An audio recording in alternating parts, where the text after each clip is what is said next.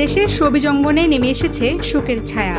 ছোট পর্দার অভিনেতা জাহের আলফির স্ত্রী আফরা ইবনাত খান ইকরার আত্মহত্যার খবরে স্তম্ভিত সহকর্মী ও ভক্তরা।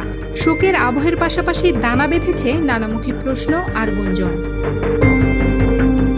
শনিবার দুপুরে রাজধানীর মিরপুর ডিওএইচএস এলাকার বাসা থেকে ইকরার ঝুলন্ত মরদেহ উদ্ধার করা হয়। পরিবারের সদস্যরা তাকে দ্রুত হাসপাতালে নিয়ে গেলেও চিকিৎসকরা মৃত ঘোষণা করেন। ঘটনার পর থেকেই সামাজিক মাধ্যমে চলছে আলোচনার ঝড়।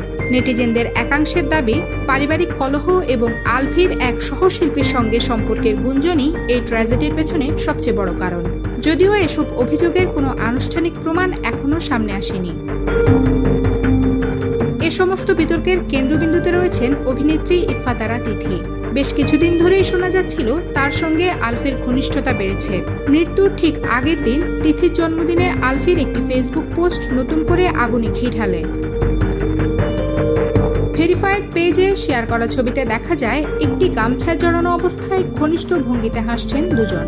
ক্যাপশনে আলফি লেখেন, শুভ জন্মদিন নায়িকা, জীবনে আরও অনেক দূর যেতে হবে। তুমি আমার দেখা এই ইন্ডাস্ট্রির সবচেয়ে পরিশ্রমী কো-আর্টিস্ট ও পছন্দেরও। এছাড়া নেপালে শুটিং সফরে আলফির সঙ্গে তিথির অবস্থান নিয়েও গুঞ্জন রয়েছে। স্বামীর এমন প্রকাশ্য ঘনিষ্ঠতা ও প্রশংসা ইকরা মেনে নিতে পারেননি, এমনটাই ধারণা করছেন অনেকেই। দাম্পত্য টানাপোড়েনের ইঙ্গিত মিলছে মৃত্যুর আগের রহস্যময় পোস্টেও।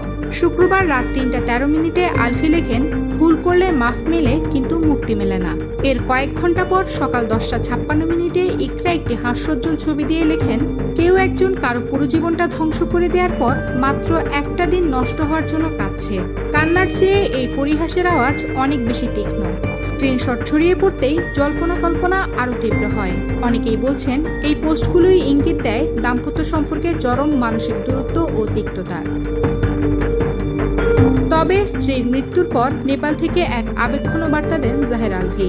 ফেসবুক পোস্টে লেখেন, কী কারণে ইকরা এমন পথ বেছে নিলেন তা তিনি জানেন না।